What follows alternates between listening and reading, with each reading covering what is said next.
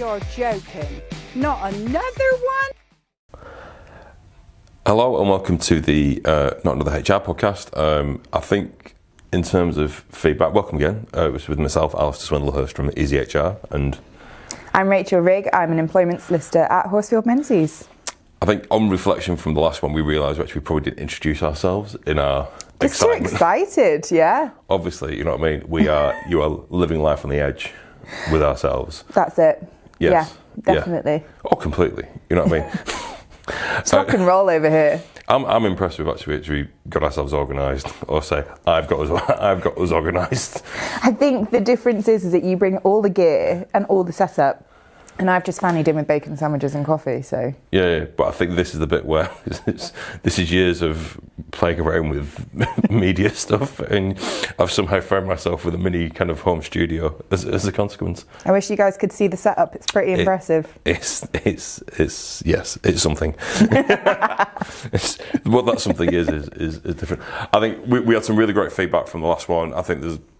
We're really pleased in terms of how it's landed, and we want to kind of keep it in that vein and doing that. I think, as ever with this, is that this is a discussion, an opinion, not advice. Yeah. Hasten to add that. So please listen to us, but don't listen to us in the same breath. The other point as well with this, I think, is that we're going to try and get this out every couple of weeks, probably 2 to 3 weeks ish. I know we can't probably record for the 3 weeks after this, just because Easter and you've got things on that you need to do, professional stuff. Yeah, we're pretty busy at the minute, but you know, it should be all right. Life begins again in April. Apparently, yeah, and I don't envy you for the next few weeks, to be fair. And then it's kind of, I think for us, it's just trying to keep it track, and also I think it's conscious that like HR, without actually kind of doing what we're doing here, isn't necessarily that. We've got a sort of high peak at the minute, but yeah. It's the bit where I used to do regular updates. I'd be writing stuff down, going like, yeah. It should calm down again. It should get to a place where things are stable. It's been so volatile for the last 3 years, I'd say. You know.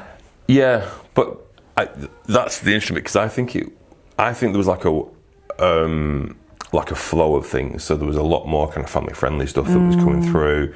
There was things where you get increased right for zero workers, and it was trying to put stability kind of where things would be. And it's just a tweak, isn't it? It's not been a complete overhaul. It's been drip feeding a little bit of, just do that a little bit differently. Yeah. And now you're faced with the wall of compliance requirements. Yeah, like I did a presentation last week, and I wanted to put like a big kahuna wave on, because honestly, because I think that is the big issue at the minute, is that it feels overwhelming because you look at the pile of stuff that's coming through, and you're like, ooh. Yeah. I mean, this is probably the time to talk about what's coming in April, and I'm not at a point where I know this all off the top of my head, so I'm absolutely going to refer to what I'm calling the cheat sheet, which Alastair is going to be incredibly technical and put a link in our podcast too. Yes, so I'll put a link in the podcast, on the YouTube page, on any social media posts, and we'll put that as a page on our website. So again, if anyone needs to pick it up, they can go and absolutely grab that. But this cheat sheet is effectively the changes that are coming in, and the first thing people really need to do is update policies, right? Yes. As in, most of the changes that are coming in April are small lines of making sure that your payroll team know that statutory sick pay has changed, and making sure that your sick policy reflects it, or any contracts reflect those changes. So the list of things we've got at the minute that you need to check: disciplinary policies coming up to shorter service. Does your disciplinary policy refer to people having 2 years service or not? Good show, yeah. Whistleblowing policies, when they eventually bring in sexual harassment as a specific example of whistleblowing. So just on that, because we've talked a little about this in terms of when do you actually do that? Yeah. Because, and is your view from a legal perspective is that we do it in April rather than 6th of April.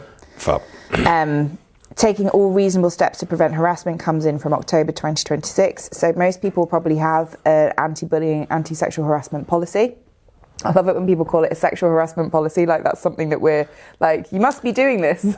Yeah. Or it's the bit where it's like, going, any other harassment's fine, but sexual. Ugh. Terrible. Oh. But yeah, so making sure that outlines things, changes you're making, risk assessments that you're carrying out, what steps you take to prevent harassment, etc. Yep. And again, that comes in as an obligation from October this year, but we get no guidance on what all reasonable steps are until the following year. And I think that's the bit with, I think there are people that are keen to look at that now, but I think that's the bit where you've got to pause for a second and actually go, I know that you want to get everything done now and be tidy and be organised. You've got to properly think about that. Yeah. And it's what those steps are. And I think until you get the guidance, it's just kind of cool your jets a little bit. There's a 6-month intervening period where, in reality, having that nailed down isn't going to massively change anything for you because you won't know what to nail down until that comes in. But with that, I also still think that will be a stick for people to beat you with. 100%. Within litigation. Yeah. In the same way that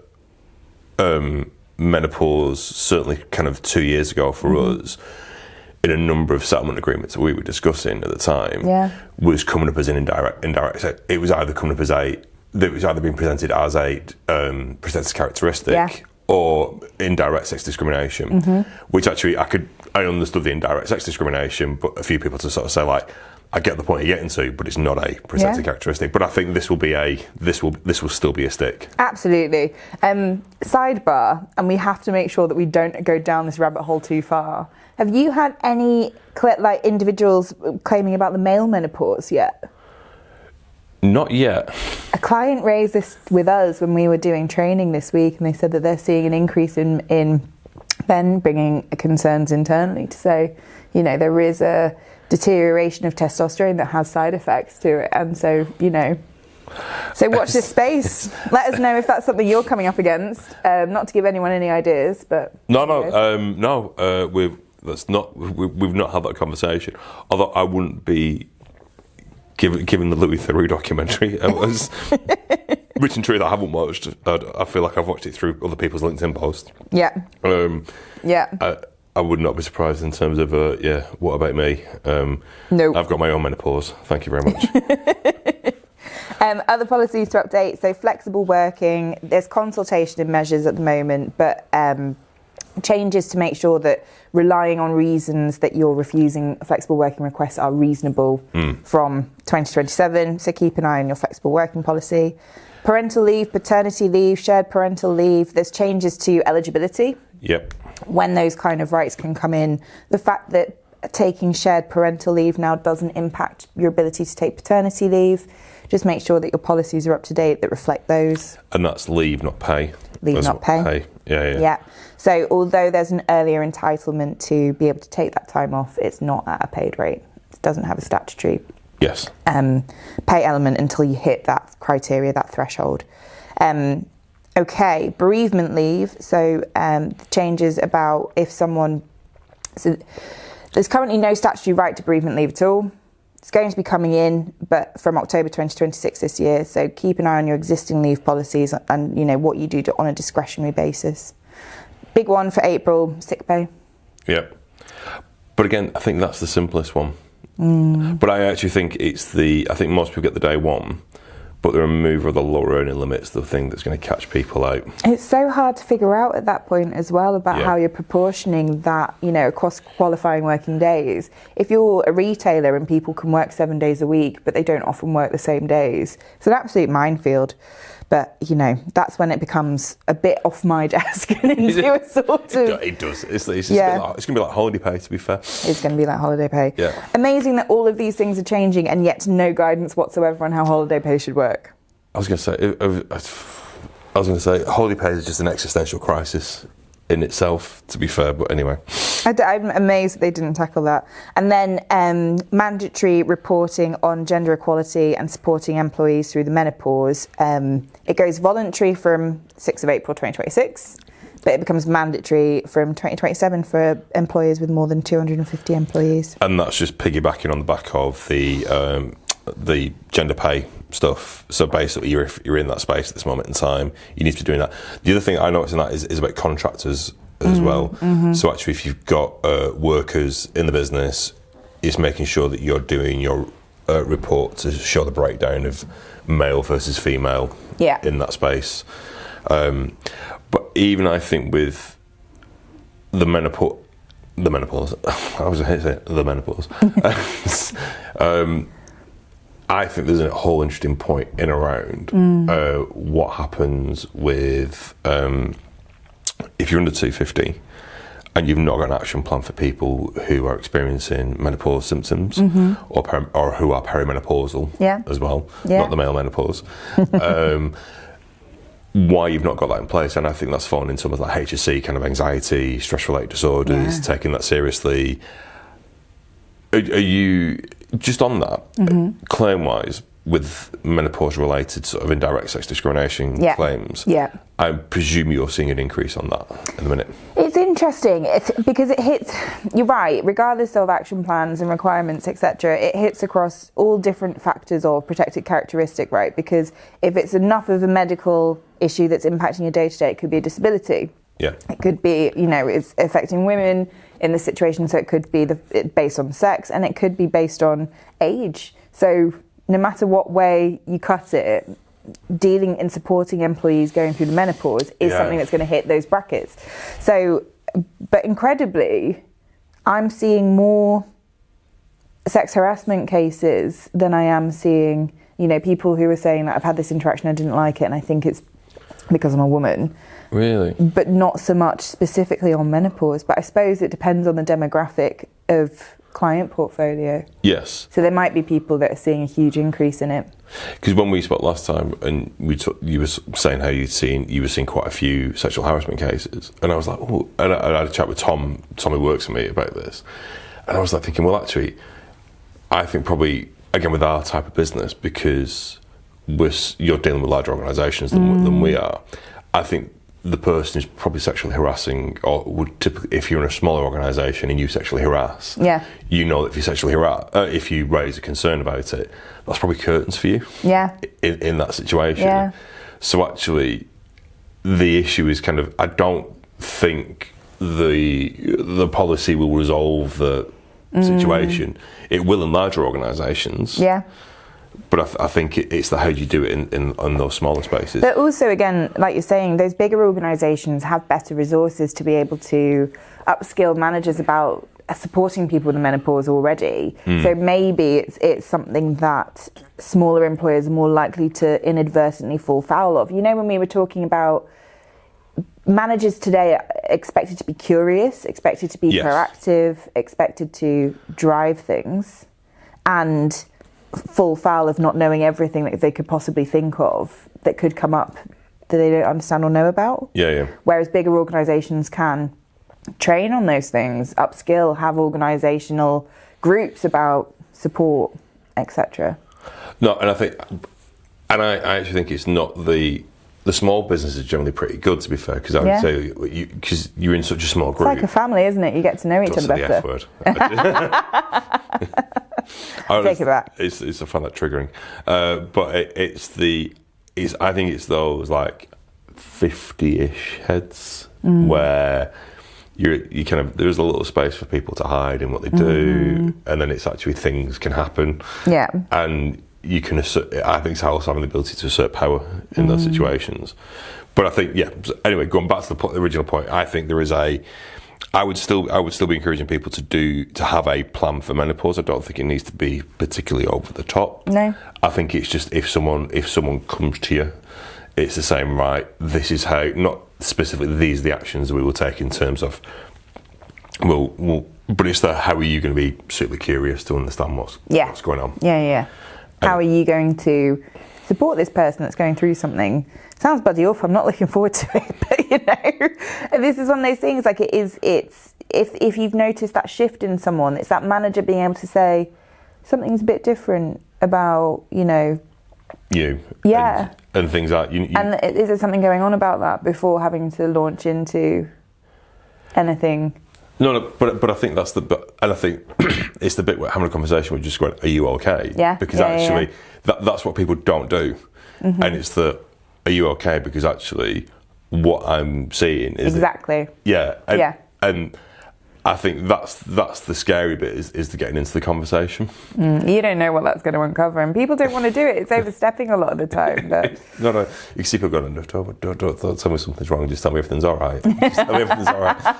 But oh god, I'm doing the losing track already.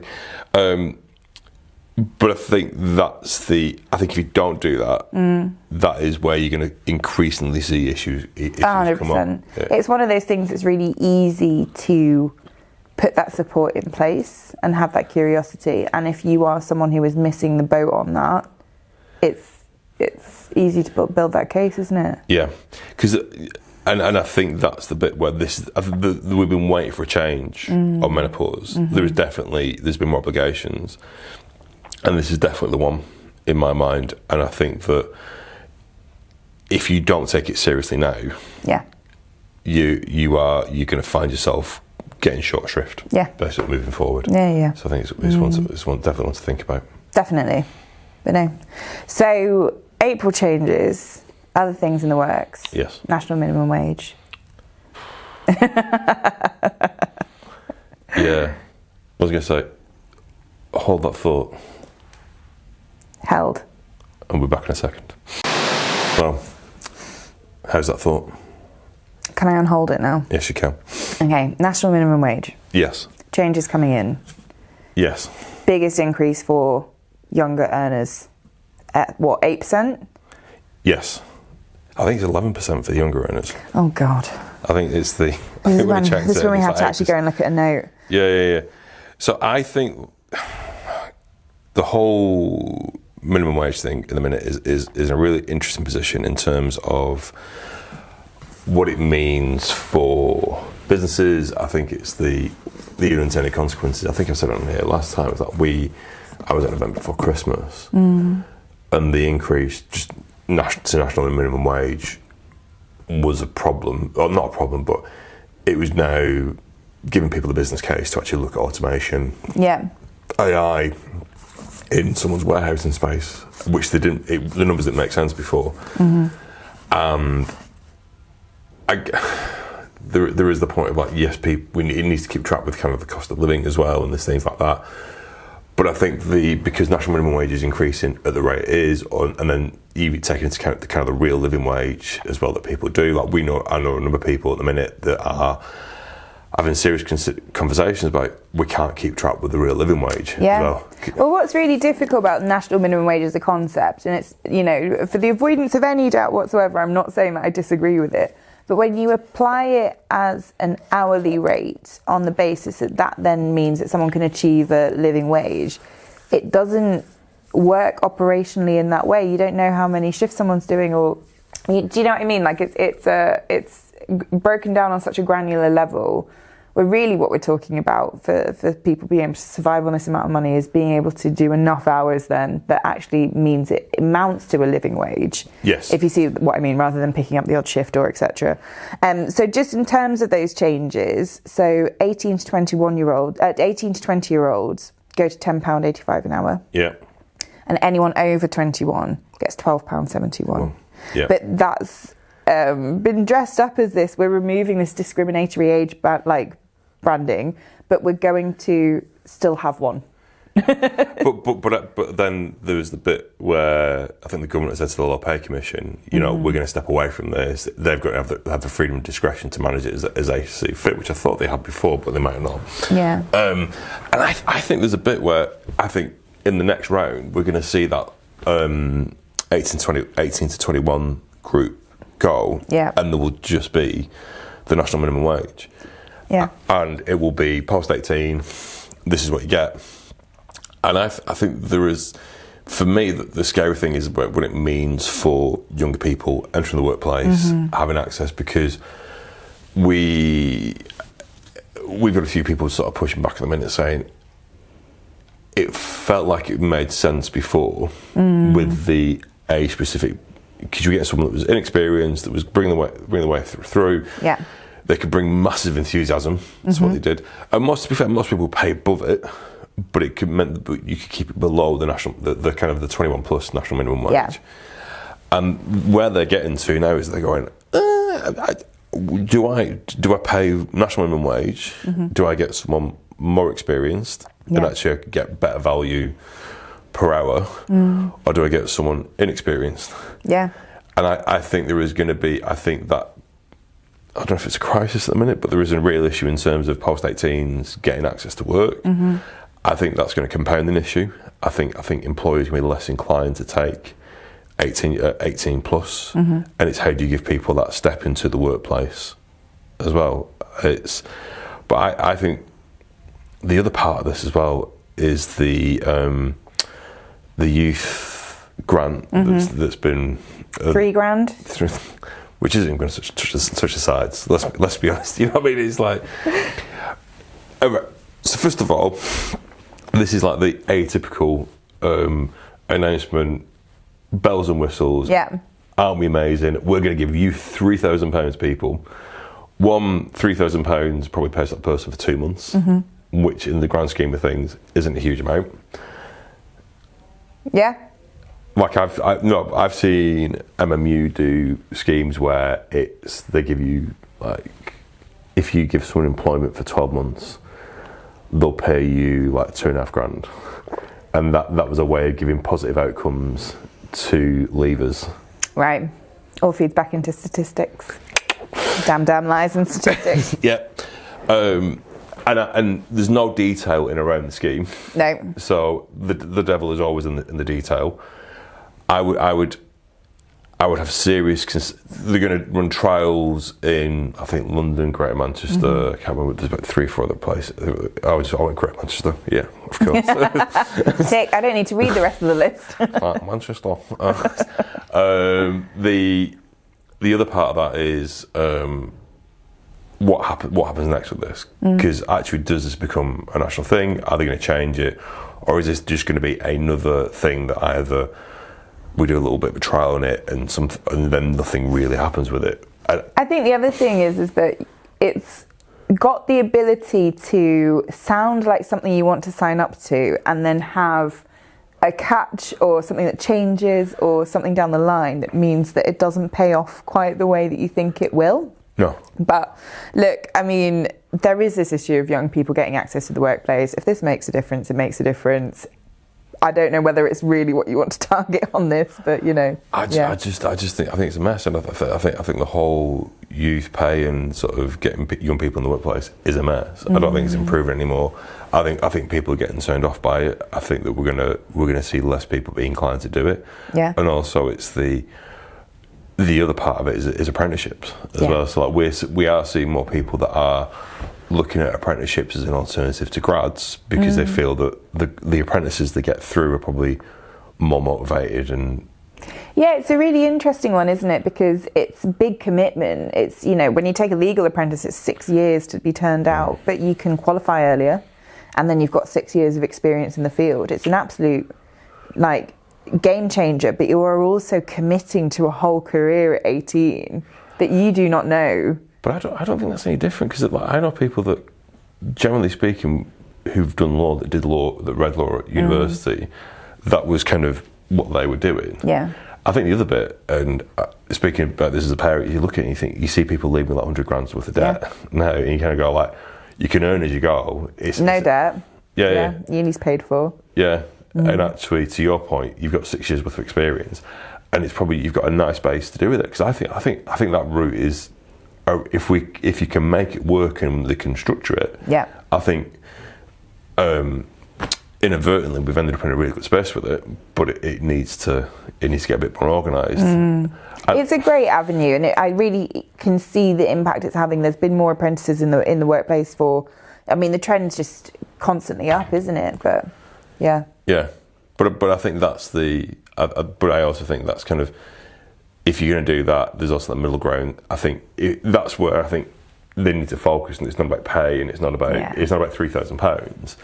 It's about meaningful processes, long-term career opportunity. Yeah, and it's almost gone back to old school apprenticeship process where you kind of go, actually, I can see that way going forward. Yeah, but you say that, but then careers are changing, right? So this is, this idea of a career ladder and that you work your way up it. Gen Z is saying, no, thank you. I'm going to have like a plethora of qualifications across the board and move from industry to industry, from role to role. I've got no interest in being bedded in one place and one thing and working up it. So it might be something that becomes, not that appealing.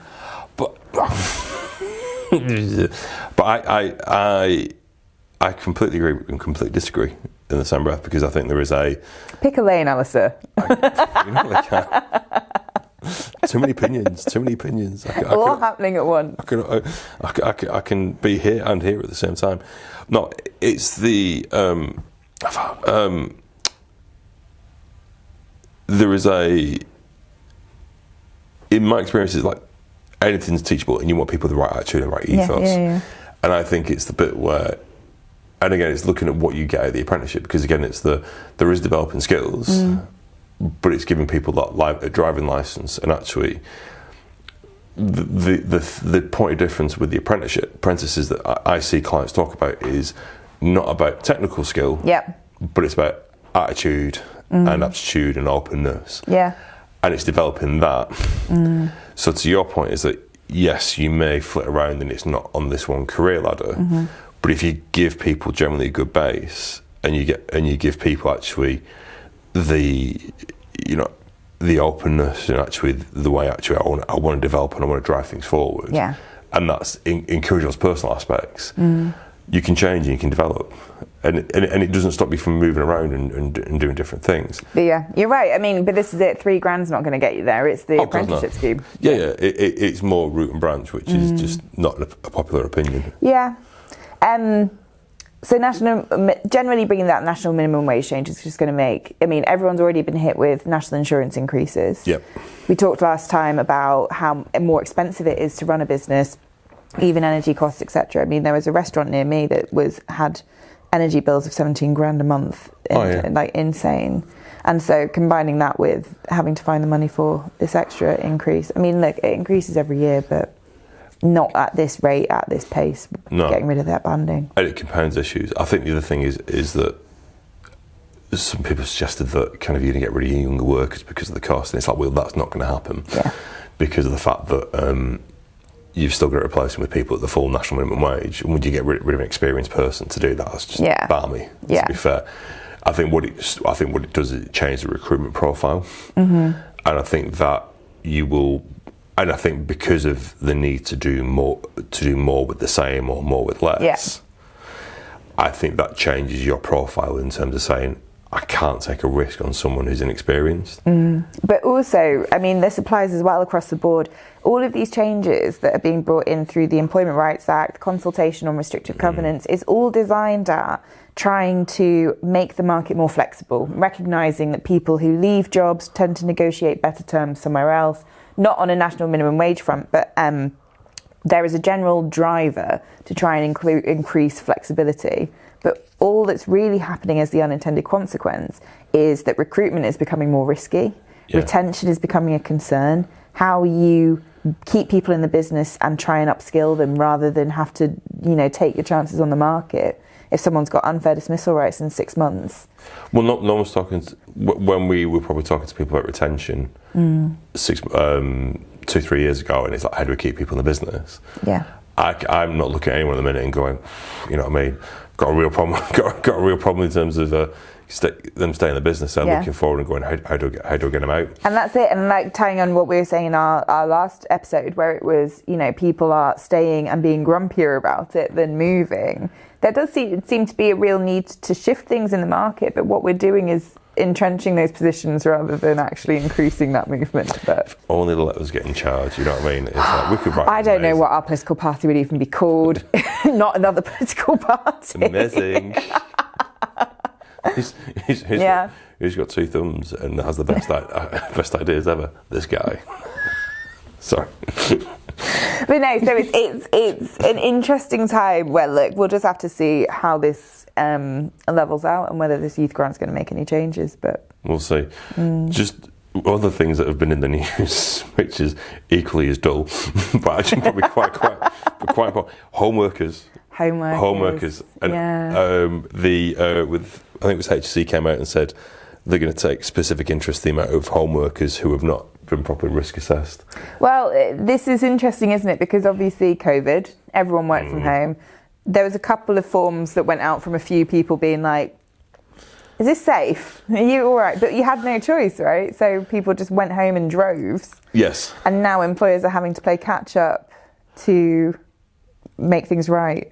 Yeah, and I would say that we deal with people, and you go kind of like you do home risk assessments, and there is a kind of like, of course, yes. And you kind of start going, I'm not completely convinced. In COVID for me, we were 100% in the office before COVID, and at my previous firm. And when I had to start working from home, I was living in this tiny flat. I had to fold a desk out, and it doubled as a TV stand. It's a little flat. Yeah. Fold a desk out, and then I had a fold-out chair that sat at it. It was completely like my back was ruined. But we had no choice. There was nowhere else to do it, and I was, in this little shoebox. My first time living on my own, and you do just think there'll be so many people in a situation of like a haphazard, pulled together environment, or just swizzling, sat on the sofa.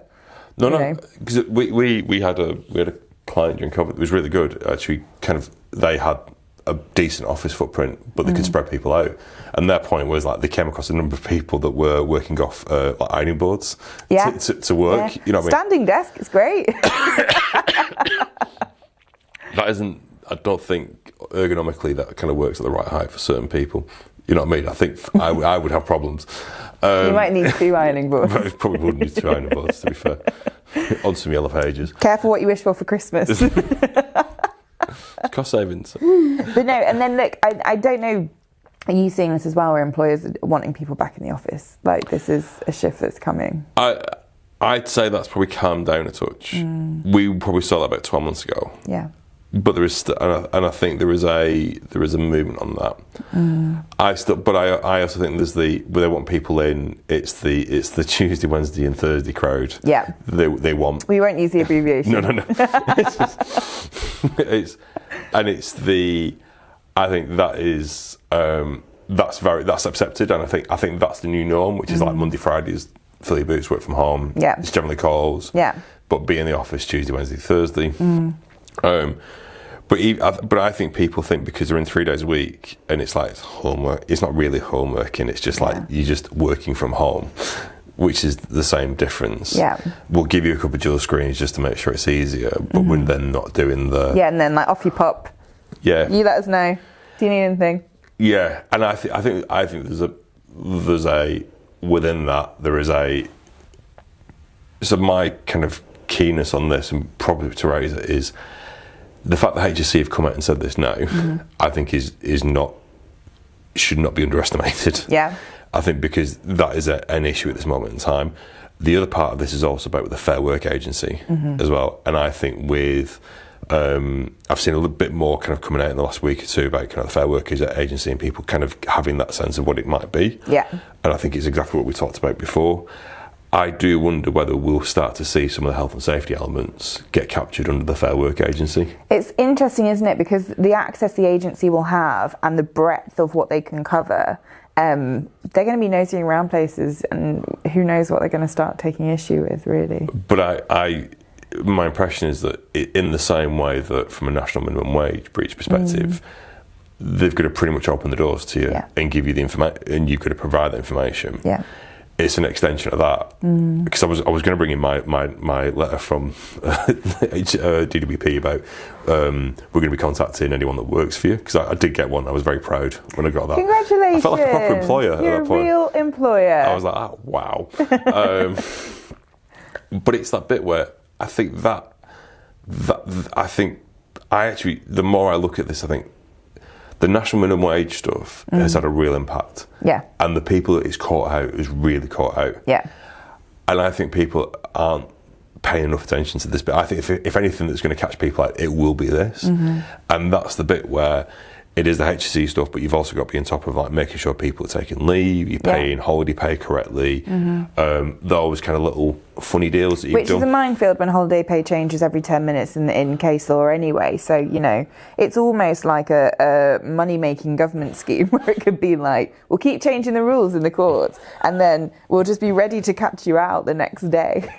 Yeah, but then I also think as well is that there's some fundamentals that people don't follow. And you just kind of look at it and go like, oh, for God's sake, you know what I mean? It's like, and people, and I think with all the pressure and stuff, people still try and be too cute about things. And like I call things, I refer to the duck test. The duck test. So people, the way I describe it, if it walks like a duck, waddles like a duck, quacks like a duck, it ain't a swan.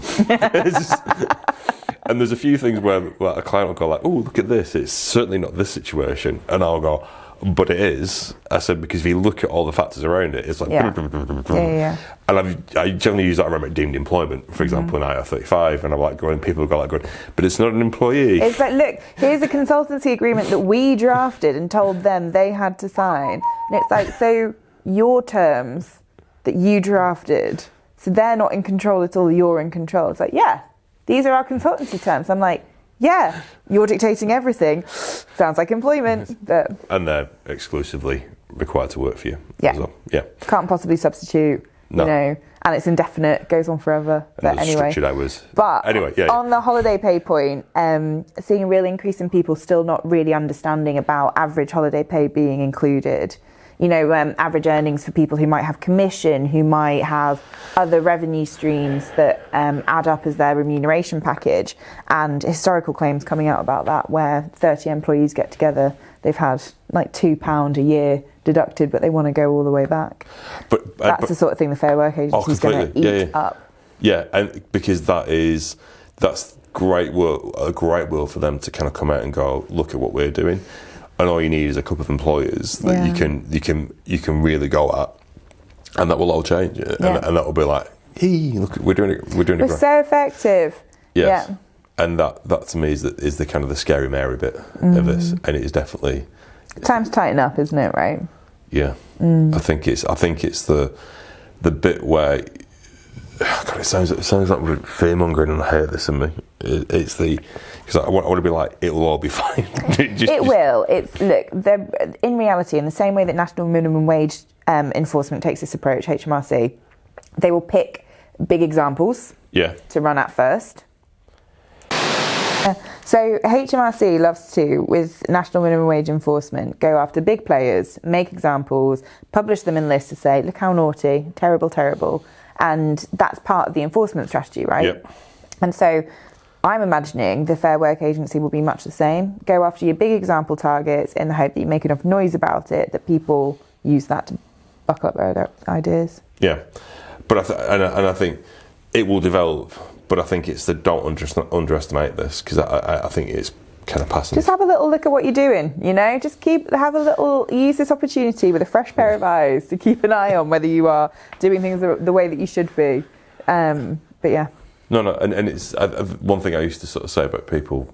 Is like, don't be a D-head. A number of years ago. We've not sworn yet. There's still time. I know there is. I'm desperately trying not to swear this time because I have to put an explicit rating on it. I'm so proud. I am. I feel like I deserve a little badge and everything. But yeah, look, watch this space. I think until we really see the agency up and running, we're not really going to be able to understand how it's going to work on that basis. No. But that's what I'm expecting at the minute. So, agenda. Is it an agenda? We do. What else do we say we'd do today? I'm trying to find the email that I sent to you yesterday. Do you want me to consult my list? Let's consult the list. If in doubt. This is my whole contribution, is that I bring bacon sandwiches and coffee and I write down what you tell me what we're going to talk about.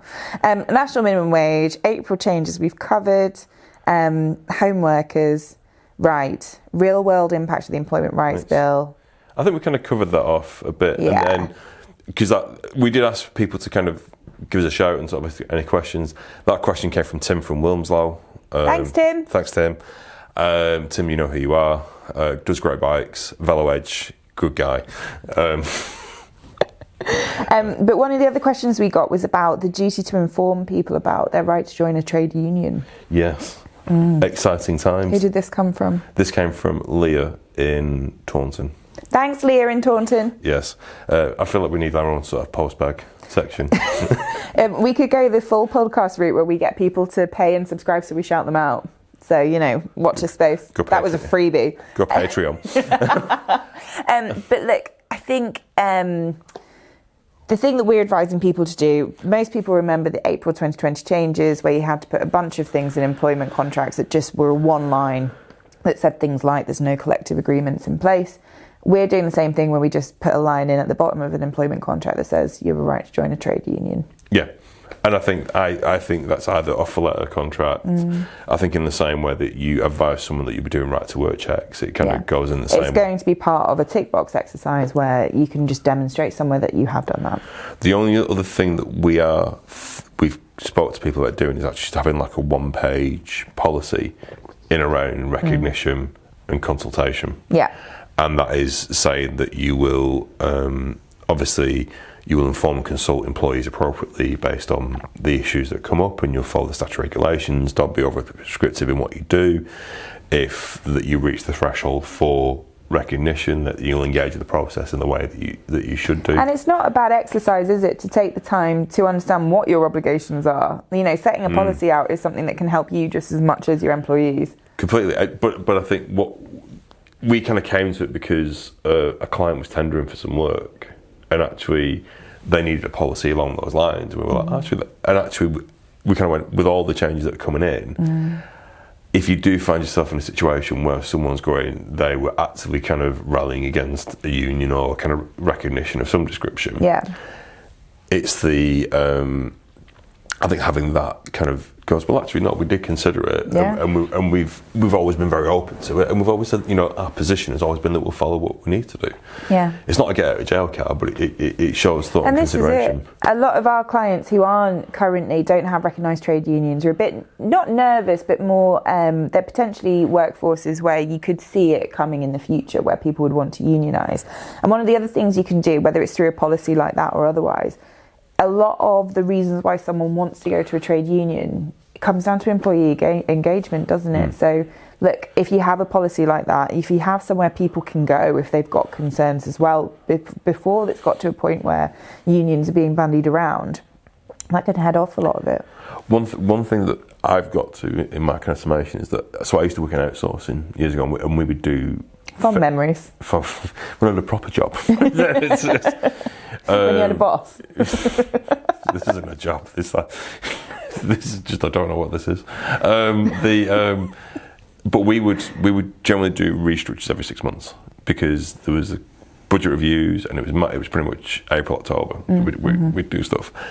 And actually, I think there is if you are in that space, in that world, I don't think there is you have to, but I think there is a conversation to say, if you're of a reasonable size, you're doing things on a regular basis, you're going to get captured by collective consultation a lot more frequently moving forward with everything that's going on. Do you just set up a works council now, bite the bullet, have them engaged, you've got all your reps in place, so actually you're not having to go out and get reps every time, and so that you're then in a position that actually you've got yourself covered off. Because that's the pain of it, isn't it? Is setting it all up. Like, if you have it in place, actually running the consultation is not hard. Also, I think as well as, from my experience, where you've got a good trade union group or you've got a good works council, if you work on the relationships and you develop the relationships, actually it's not a difficult process to go through the changes, because if they feel on the inside of things and you go, right, we're really sorry, we've got to do this again. Yeah. They're not going to thank you for it. No. But they'll understand it. I mean, employers aren't doing these things for fun just because they don't need to. This is always from a place of there is a reason why this is necessary, and having someone have that buy-in is going to change everything on that front. Completely. But I also think there's definitely one of the things to consider. So, and then one of the final questions we had, who will remain nameless, is that how do we make all these changes fun for your SLT?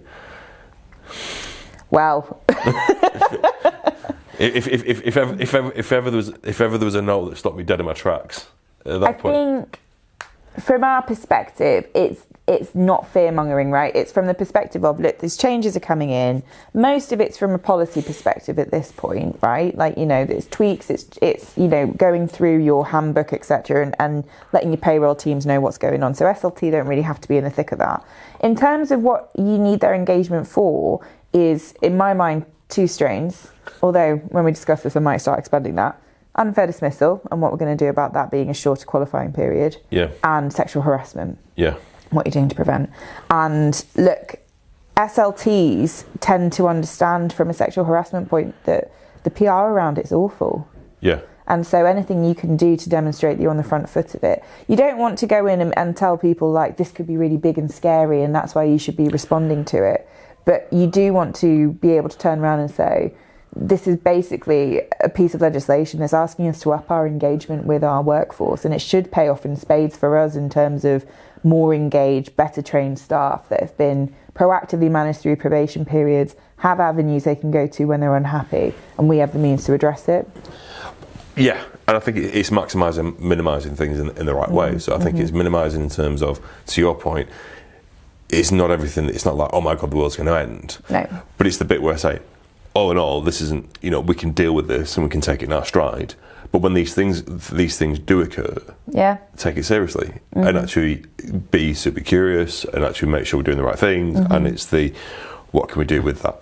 And, you know, look, at the end of the day, in terms of what your SLT is worried about, improved employee engagement, better engagement at work, better productivity, better services provided. Like, it is no bad thing. It's just a bit of a learning curve to get to that place. It's a journey. It's a journey. And it's a journey. A terrible, terrible journey. But it's not a descent into hell.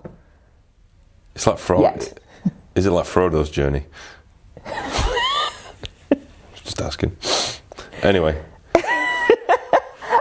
Right, Mordor. Is that where we're off you like to? Frodo and I'm like Gandalf. I've never been compared to Frodo in my life, but you know, thanks. Just asking. Anyway, this is just. I think this is a point where I don't know if there'll be another episode at this rate, but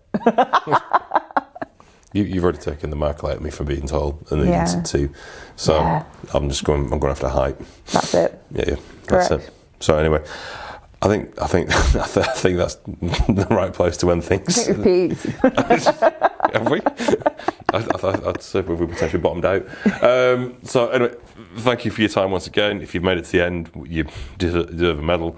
Again, we'll be back in about 3 weeks. Again, we really did appreciate the questions, and in terms of the comments that we got back were brilliant, and anything that people would like us to talk about or explore, feel free. Thank you. Thanks once again. So just to confirm, I'm Rachel Rigg. I'm a solicitor at Horsfield Menzies. You can find me at horsfieldmenzies.com. I'm Alastair Swindlehurst. I'm the owner of EZHR, and you can get in contact with us at info@ezhr.uk as well. Thank you once again for your time. All the best, and we'll see you in a couple of weeks. See you next time.